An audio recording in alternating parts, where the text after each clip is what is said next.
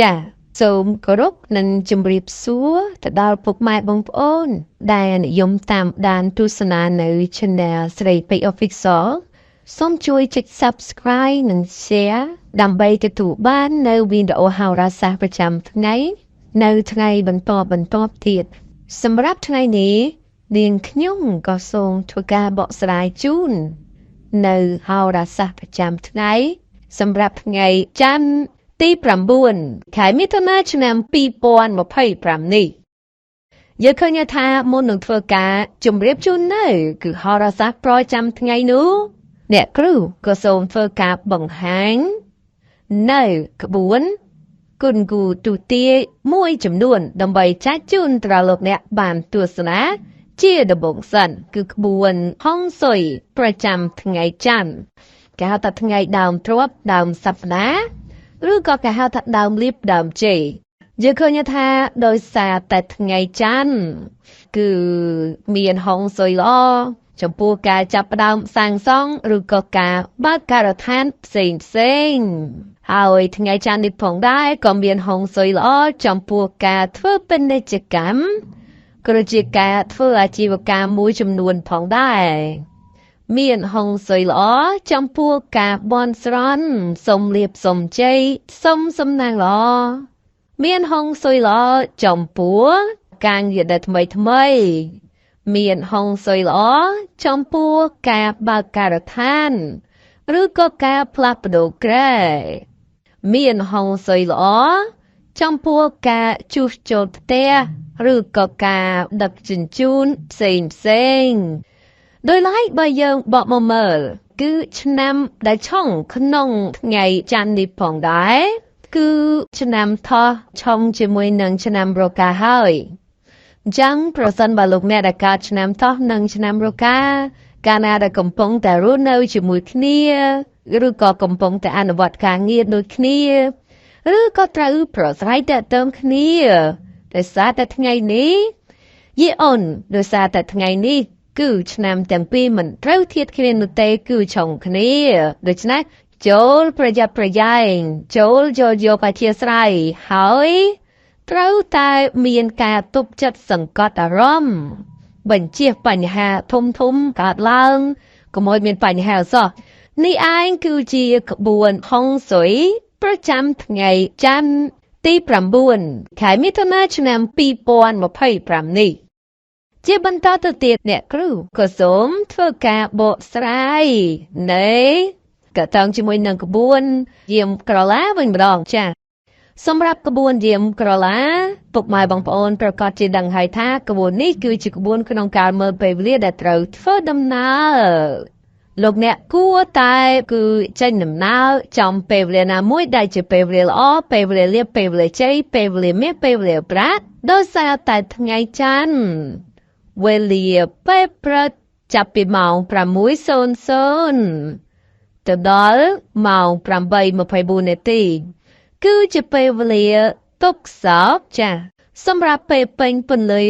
ចាប់ពីម៉ោង 8:24 នាទីទៅដល់ម៉ោង 10:48 នាទីនោះគឺជាពេលវេលាលៀបជ័យដោយឡែកចំពោះពេលថ្ងៃត្រង់ចាប់ពីម៉ោង 10:48 នាទីទៅដល់ម៉ោង 1:12 នាទីគឺជាពេលវេលាគ្រោះថ្នាក់និងសម្រាប់ពេលរសៀលចាប់ពីម៉ោង 1:12 នាទីទៅដល់ម៉ោង 3:36 នាទីនោះគឺជាពេលវេលាធម្មតានិងសម្រាប់ពេលល្ងាចចាប់ពីម៉ោង 3:36 នាទីទៅដល់ម៉ោង 6:00 គឺជាពេលវេលាសេរីអញ្ចឹងហើយសម្រាប់ពុកម៉ែបងប្អូនទាំងអស់គ្នាបើយើងធ្វើការត្រួតពិនិត្យមើលគឺក្បួនយាមក្រឡាដែលជាក្បួនសំខាន់ប្រចាំថ្ងៃច័ន្ទនេះលោកអ្នកប្រកាសជាឃើញហើយថាបានបែងចែកនៅពេលវេលាល្អក៏ដូចជាបានបែងចែកនៅពេលវេលាដែលមិនល្អដូច្នេះហើយគឺតម្រូវឲ្យពុកម៉ែបងប្អូនត្រូវតែចេះធ្វើការជ្រើសរើសចេញដំណើរដោយចំពេលវេលាល្អទាំងអស់គ្នារួមមានគឺនៅពេលពេញពន្លឺគឺនៅពេលរសៀលក៏ជា នៅពេលល្ងាចចាសម្រាប់ពេលវេលាទាំងពីរនេះផងដែរគឺអាចនាំនៅសេចក្តីសុខចម្រើនអាចនាំលៀបនាំជ័យនាំផ្លែនាំផ្កាប្រសិនបើលោកអ្នកចង់បានលៀបជ័យខ្លាំងឬក៏ពេលវេលាល្អខ្លាំងប្រចាំថ្ងៃច័ន្ទនេះគឺចេញដំណើរចំពេលពេញពន្លឺណាព្រោះអីពេលពេញពន្លឺដែលជាពេលវេលាល្អជាងគេបើលោកអ្នកអាចចេញទៅបំពេញកិច្ចការងារសមប្រកបសឹងតែទាំងអស់តែម្ដងចាទាំងនេះគឺជាពេលវេលាល្អដោយឡែកចំពោះពេលវេលាដែលមិនល្អវិញมันតម្រូវពុកម៉ែបងប្អូនធ្វើការចេញដំណើរចាំនោះទេរួមមានគឺនៅពេលព្រឹកគឺនៅពេលថ្ងៃត្រង់គឺអាចនាំនៅគ្រោះនាំនៅទុក្ខលំបាកនាំនៅរឿងដែលមិនល្អដែលធ្វើឲ្យលោកអ្នកពិបាកក្នុងការទប់ទល់ពិបាកក្នុងការដោះស្រាយទៅទៀតយើងឃើញថាសម្រាប់ក្បួនរាមក្រឡាក៏បានធ្វើការបង្ហាញលាតត្រដាងចែកជូនទៅដល់លោកអ្នករួចរាល់សម្រាប់ក្បួនក្នុងការមើលទិសទាំង8ប្រចាំថ្ងៃច័ន្ទទី9ខែមិថុនាឆ្នាំ2025នេះលោកអ្នកដឹងទេថាដោយសារតែថ្ងៃច័ន្ទគឺមានកម្លាំងគឺ15ហើយចំពោះដង្ហើមរស់គឺស្ថិតនៅទិសនិរដីគឺទិសត្រង់ខាងត្បូងដូច្នេះហើយពុកម៉ែបងប្អូនទាំងអស់គ្នាត្រូវតែធ្វើការបែរមុខទៅរកទិសដែលជាដង្ហើមរស់ប្រចាំថ្ងៃនេះជាមុនសិនហើយសឹមបន្តចេញដំណើរទៅបំពេញកិច្ចការងារទៅតាមក្រោយកាលណាដែលពុកម៉ែបងប្អូនធ្វើការបែរមុខទៅរកទិសនិរដីឬក៏ទិសដែលជាដង្ហើមរស់ប្រចាំថ្ងៃនេះក៏មានន័យថាពុកម៉ែបងប្អូនគឺបានបំពេញនៅកាតព្វកិច្ចមួយដ៏សំខាន់ដោយបានស្រូបយកនៅធម៌ពលដោយបានស្រូបយកនៅសេរីសុស្ដីស្រូបយកនៅរឿងល្អៗស្រូបយកនៅរដ្ឋិអំណាចដូចជាស្រូបយកនៅកម្លាំងដ៏អស្ចារ្យចឹងសង្ឃឹមថាពុកម៉ែបងប្អូនគឺអនុវត្តទៅតាមក្បួននេះឲ្យបានគ្រប់គ្នាព្រោះអីគឺមានប្រសិទ្ធភាពខ្លាំងណាស់តែតាំងជាមួយនឹងហោរាសាស្ត្រប្រចាំថ្ងៃសម្រាប់ពុកម៉ែបងប្អូនដែលកើតនៅក្នុងឆ្នាំជាដំបូងគេនេះគឺត្រូវជាមួយនឹងលោកអ្នកដែលកើតឆ្នាំជូតសម្រាប់រាសីរបស់លោកអ្នកដែលកើតឆ្នាំជូតក៏ឃើញថាគឺធ្លាក់ស្រុតចុះនៅក្នុងថ្ងៃនេះដោយសារតែយីអូនដោយសារតែរាសីរបស់លោកអ្នកក៏ឃើញថាគឺធ្លាក់ស្រុតចុះហេតុនេះហើយបើមានការជជែកពិភាក្សាជាមួយនឹងអ្នកដទៃឬក៏ក្រុមមនុស្សត្រូវតែមានស្មារតីប្រុងប្រយ័ត្នបន្តិចពីព្រោះថាងាយធ្លាក់ក្នុងគឺផលលំបាកនាពេលក្រោយវិញជាងសពមួយដងការប្រកបការងារបើទោះបីបើជួបនៅបញ្ហាឧបសគ្គក្តីប៉ុន្តែបើលោកអ្នកមានការតាំងចិត្តធ្វើនោះក៏នឹងមានការសម្រេចបានជោគជ័យជានិច្ចសម្រាប់អ្នកប្រកបរបររកស៊ីជួញដូរក៏ឃើញថាត្រូវលៃលកគិតគូរបញ្ជីប្រាក់កាសឲ្យបានច្បាស់លាស់ហើយត្រូវទូទាត់ឲ្យរួចរាល់ប្រយ័ត្នកើតនៅចំនួនវិទ្យដោយសារតែមានបញ្ហាណាមួយកើតមានឡើងរីឯសេចក្តីស្នេហាប្រុសស្រីកំឡោះក្រមុំមានការលូតលាស់ទៅមុខល្អតែក៏ងាយថយក្រោយណាស់ផងដែរគួរមានការប្រយ័ត្នប្រយែងជាបន្តទៅទៀតក៏សូមធ្វើការបកស្រាយគុណគូទូទាយគឺត្រូវជាមួយនឹងពុកម៉ែបងប្អូនដែលកើតឆ្នាំឆ្លូវនៅក្នុងថ្ងៃនេះដោយសារតែដួងចិត្តរិស័យក៏ឃើញថាអំណោយផលគឺខ្ពស់ល្អណាស់ដូច្នេះហើយលោកអ្នកបើទោះធ្វើអ្វីមួយក៏ដោយឬក៏ចេញទៅណាមកណាក្តីគឺរំលែងតែងតែប្រកបទៅដោយសេចក្តីសុខក្សេមក្សាន្តហើយការប្រកបការងារក្នុងថ្ងៃនេះពុំមានអ្វីប្រទាំងប្រទើគួរជាទីកត់សំគាល់ទេគឺដោយសពមួយដងហើយបញ្ហាមួយចំនួនទោះធ្លាប់យាយីអក្លប់ក៏បានធូរស្បើយមួយកម្រិតមកវិញផងដែរសម្រាប់អ្នកប្រកបរបររកស៊ីជួញដូរឃើញថាការចិនធ្វើចំនួនទីចិត្តឆ្ងាយមិនសូវជាជោគជ័យដោយបំណងប៉ុន្មាននោះទេឬអាចនិយាយបានថាគ្រាន់មួយទប់ទល់តែប៉ុណ្ណោះដោយឡែកចំពោះគូស្នេហ៍ប្រុសស្រីកំឡោះក្រមុំរយៈពេលនេះក៏មានភាពល្អល្អឺននិងល្អចំពោះគ្នាណាស់ ជាបន្តទៅទៀតអ្នកគ្រូក៏សូមធ្វើការបកស្រាយគុណគូទូទាយនៅជើងលេខនៅឆ្នាំកំណើតជាបន្តទៅទៀតគឺត្រូវជាមួយនឹងលោកអ្នកដែលកើតឆ្នាំខាលលោកអ្នកដឹងទេថាសម្រាប់រាសីរបស់លោកអ្នកដែលកើតឆ្នាំខាលជោគជតារាសីរបស់លោកអ្នកនោះក៏ឃើញថាគឺមិនសូវជាល្អប្រសើរប៉ុន្មាននោះទេគឺធ្លាក់ស្រុតចោលនៅក្នុងថ្ងៃនេះបើលោកអ្នកសម្រេចចិត្តអ្វីមួយហើយនាំឲ្យអូសបន្លាយពេលយូរឬក៏ជួបបញ្ហាលំបាកនាពេលក្រោយថែមទៀតហេតុឆ្នេះហើយគប្បីមានការថ្លឹងថ្លែងនិងប្រយ័ត្នប្រយែងគឺជាការប្រប្រណាស់ការប្រកបការងារបើចង់ធ្វើអ្វីក៏ដោយក៏តែងតែជួបផលលំបាកច្រើនម្ល៉េះហើយក៏បីមានការប្រយ័ត្នប្រយែងបន្តិចទៅគ្មានបញ្ហាមិនល្អណាមួយឈានជើងចូលរួចសម្រាប់អ្នកប្រកបរបររកស៊ីជួញដូរទោះលោកអ្នកជួញទីចិត្តឆ្ងាយមិនថាផ្លូវគោផ្លូវទឹកឬក៏ផ្លូវអាកាសក្តីឃើញថាចំណូលមិនច្រើនតែមានភាពសុខដុមប្រពៃដោយឡែកចំពោះសេចក្តីស្នេហ៍ប្រុសស្រីកំឡោះក្រមុំក៏ឃើញថាជួនត្រូវរើជួនរកកម្មចិត្តមិនសូវជាទៀងទាត់សោះឡើយជាបន្តទៅទៀតអ្នកគ្រូក៏សូមធ្វើការបកស្រាយគុណគូទូទាយនៅជើងលេខនៅរាសីរបស់លោកអ្នកដែលកើតឆ្នាំថោះវិញម្ដងដោយសារតែជើងលេខដោយសារតែរាសីរបស់លោកអ្នកដែលកើតឆ្នាំថោះក៏ឃើញថាគឺធ្លាក់ស្រុតចោលនៅក្នុងពេលនេះលោកអ្នកទទួលរងនៅសម្ពាធផ្លូវចិត្តច្រើនបន្តិចម្ល៉េះហើយចង់ធ្វើអ្វីមួយតែងតែពុំសូវជាឆ្លើយតបដោយគបបំណងសោះឡើយដោយឡែកក្នុងថ្ងៃនេះវិញដោយសារតែដួងចិត្តរាសីក៏ឃើញថាគឺធ្លាក់ស្រុតចោលដូច្នេះដំណើរជីវិតរបស់លោកអ្នកពុំសូវជាផ្ដល់លទ្ធផលល្អសម្រាប់ការប្រកបកិច្ចការងារអ្វីមួយនោះទេឃើញថាផលអាក្រក់នោះគឺអាចនឹងងាយកើតមានច្រើនមួយចំនួនទៅវិញអ្នកប្រកបរបររកស៊ីជួញដូរក្នុងពេលនេះមានការប្រែប្រួលប្រូផ្លាស់ឥតឈប់ឈរ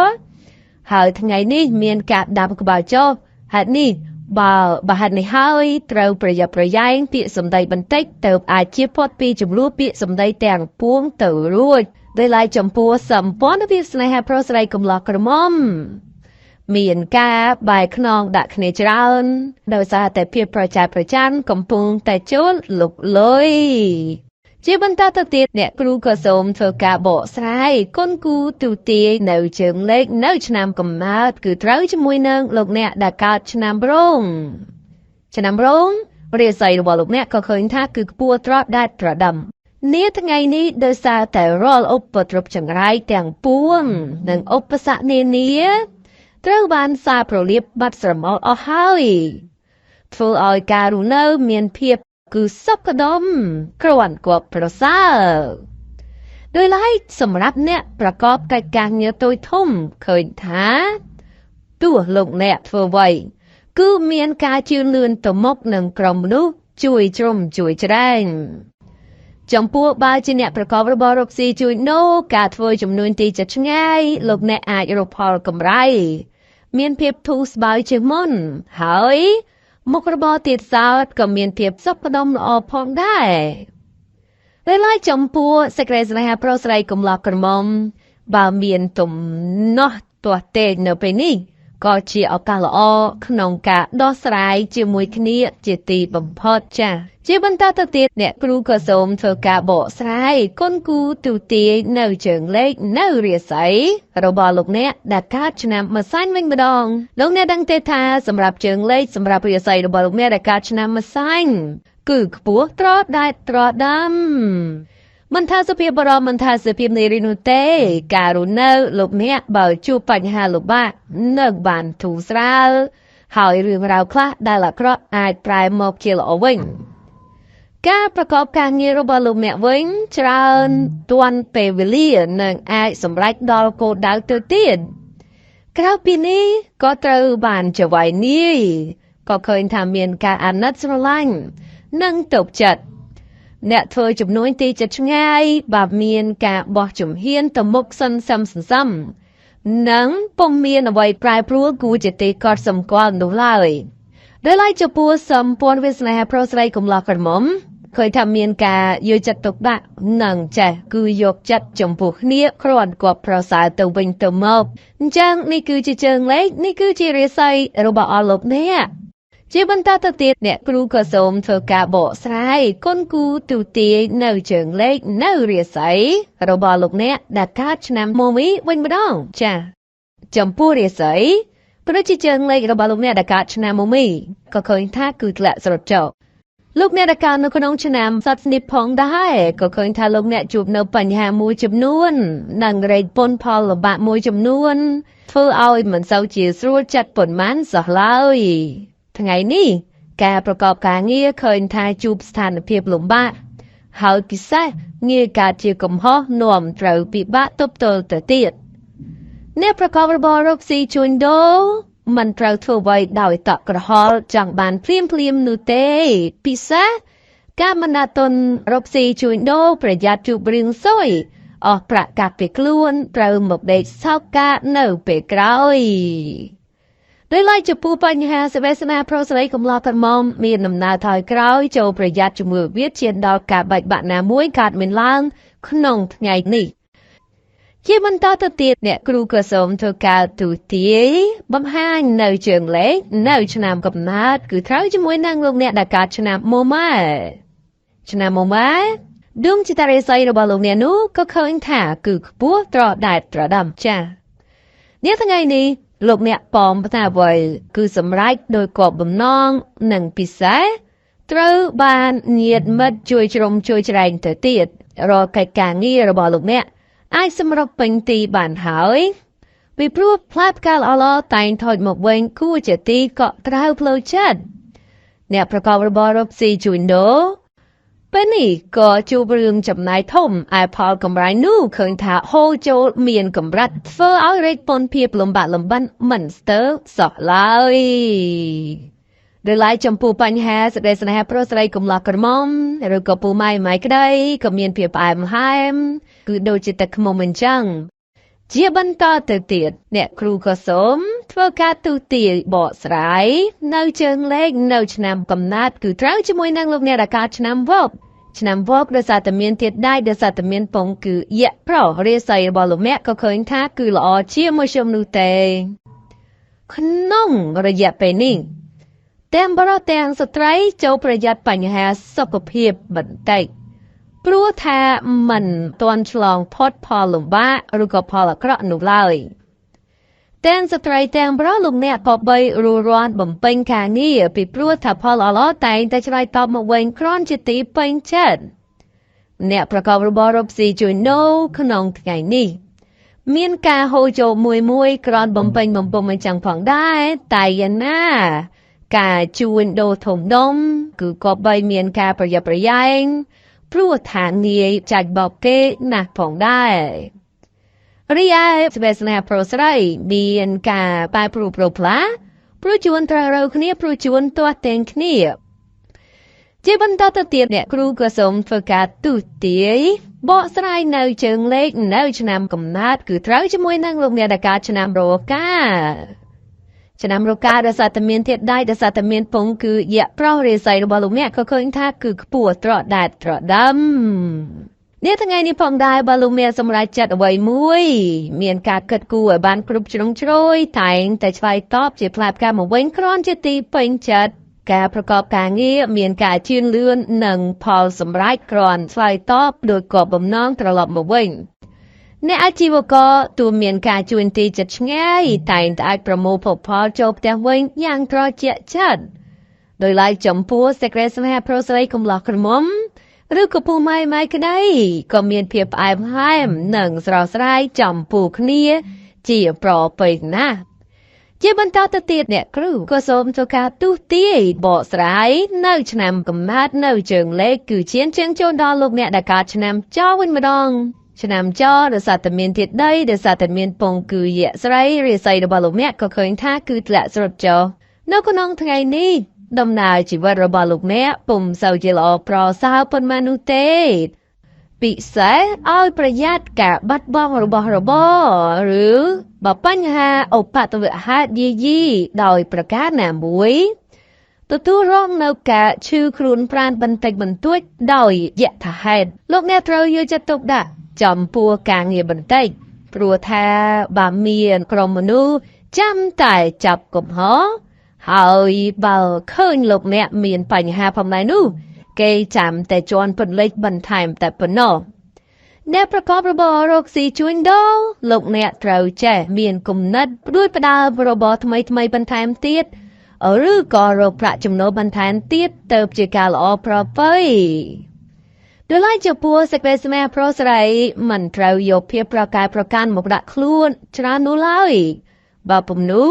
គឺនឹងកើតមានតែរឿងរ៉ាវមិនចេះចប់មិនចេះហើយចាក់ជាពុំខានជាបន្តទៅទៀតអ្នកគ្រូក៏សូមធ្វើការបកស្រាយគុណគូទូទាយជើងលេខនៅឆ្នាំកំណើតគឺត្រូវជាមួយនឹងលោកអ្នកដែលកើតឆ្នាំកុរនៅក្នុងថ្ងៃនេះឃើញថាលោកអ្នកល្អជាមធ្យមនោះទេនៅក្នុងថ្ងៃនេះលោកអ្នកជួបនៅបញ្ហានឹកដូចហត់ពិសេសរឿងរ៉ាវតូចធំតែងតែជួយយាយីច្រើនទៅទៀតការប្រកបការងារវិញលោកអ្នកអាចមានគឺជីវិតគឺគប់ប្រសើរជាមុតបន្តិចបើសិនជាមានការព្យាយាមអត់ធ្មត់ក្នុងការបំពេញកិច្ចការងារឲ្យច្រើននោះដោយឡែកចំពោះអ្នកប្រកបរបររកស៊ីជួញដូរឲ្យប្រយ័ត្នពាក្យសម្ដីបន្តិចព្រោះងាយប៉ះទង្គិចជាមួយនឹងមនុស្សនៅជុំវិញខ្លួនបង្កើតជារឿងរ៉ាវតូចធំណាស់រីឯបញ្ហាសេចក្តីស្នេហាប្រុសស្រីកុំចង់យកកំហាំងទៅកំហល់ប្រយ័ត្នកើតនៅចំនួនវាឈានដល់ការបែកបាក់ណាមួយកើតមានឡើងសម្រាប់ការពុនគូទូទាយនៅជើងលេខនៅហោរាសាស្ត្រប្រចាំថ្ងៃក៏ត្រូវបានបញ្ចប់ផងដែរខណៈពេលនេះដែរនាងខ្ញុំស្រីពេជ្រសូមធ្វើការអធិស្ឋានរាល់កំហុសខុសឆ្គងនៅក្នុងការអានជូន